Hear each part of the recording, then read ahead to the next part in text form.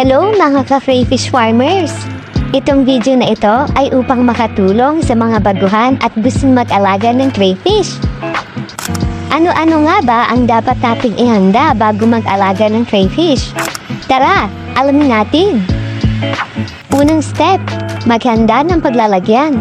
Kung ikaw ay nagsisimula pa lamang sa pag-aalaga ng crayfish, pwede ka gumamit ng storage boxes, aquarium o trapal pond.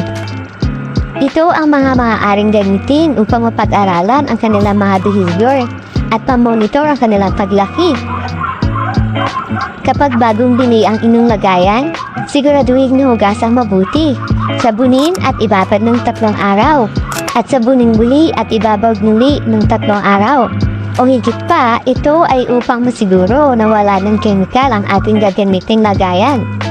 Pangalawang step, ihanda ang tubig.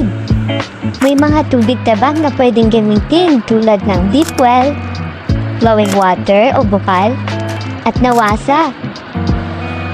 Kapag nawasa lang ang available sa ating lugar, ito ang mga sumusunod na dapat gawin bago ito gamitin. Una, mag-stock ng tubig sa drum o kahit anong bagay na pwedeng pag-istakan ng tubig. At panatilihing nakabukas o walang takip ang paglalagyan ng tubig upang mapabilis ang pagsingaw ng chlorine sa loob ng 3 hanggang 5 araw para masigurong mawala ang chlorine nito. Pangatlong step, maghanda ng pagtataguan. Maraming uri ang pwede nating gamitin kagaya ng mga sumusunod. PVC.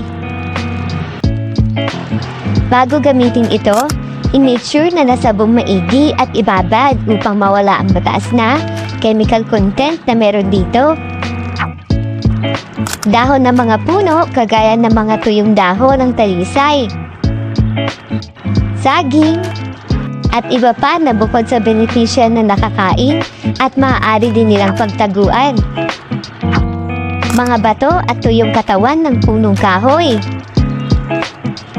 Sa paraang ito, maaari nating gayahin ang kanilang natural environment. At pang-4 na step, ang aeration. Sa itong importanteng bagay upang mapanatiling oxygenated at stress-free ang ating mga alaga sa tubig. Maaaring gumamit ng air pump, submersible pump at iba pa. Kapag handa na ito lahat, maaari na kayong mag-alaga ng crayfish. Yun lang, happy farming! Follow us and subscribe for more crayfish care tips. Thank you for watching!